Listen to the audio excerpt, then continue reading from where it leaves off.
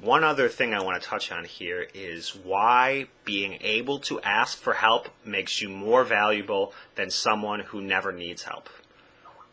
And that is it's something that came to my attention when my car was broken down and I didn't and I was looking for ways to take care of the situation, and so I was asking for help in different areas. And as I was driving out to I thought it was the alternator belt, and I was going to fix that. And I was driving out, and I realized I was going to need a little help, but I didn't have anybody with me. And so my solution was that I was going to simply go door to door for help if I needed it. And I was going to, it was a great opportunity to risk rejection and things like that. As it turns out, it wasn't my alternator belt, and I had to improvise a different solution.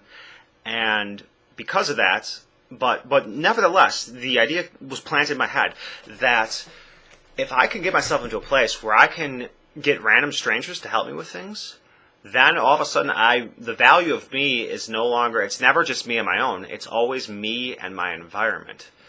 If I can learn to work with the things around me, and people are very willing to help if you can create a situation where they feel able to help.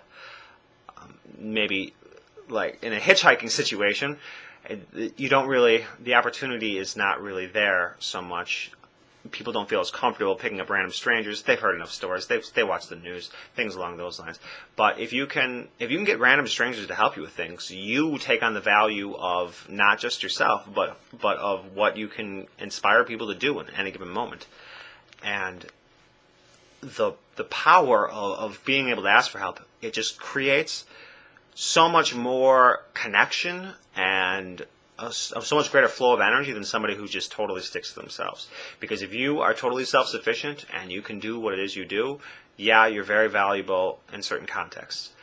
But you also you're not creating a lot of flow around you. You're not creating a lot of, when you receive unsolicited help from someone and you create a dynamic where they might come asking for help from you in the future, and you might feel a little obligated to give that help to them, that's a great thing right there, because you're not only receiving the benefit of their help, but you're also receiving a future opportunity from them to provide further assistance, to return the favor and to connect like that.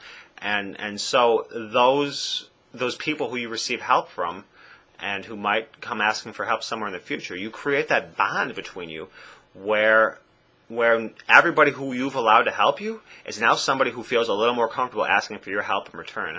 And the opportunity to help people is a true opportunity. If you look at it like an obligation, then it might not be that way for you. But if you look at it as an opportunity and as you give yourself permission to say no when that opportunity doesn't feel right to you, then it's just a pure opportunity then. It's a pure, hey, can you help me out here? And if you don't allow yourself to get guilt-tripped into helping in a way that you don't want to help, then it's pure positive for you. And yesterday when I reached out with my cry for help and got the wonderful responses, I found myself in a place where I just felt so empowered by my ability to allow in the help of others in the form of their ideas and their possible solutions and their perspectives, and to bounce off of that and come up with my own solutions, and take some of their solutions and just say, okay, how can this work for me? And it just sent me in a whole new direction, and we'll see where that direction takes me. But I know that increasing the dialogue between myself and those who are paying attention to me, or those who are interested in my life, or those who care about me, that is something that is going to afford me with so many more opportunities than if I were to just remain somebody who is totally self-sufficient. And so I would encourage you to learn the ability to ask for more help in your life. Don't look at yourself as somebody who's being weak for needing help or anything like that.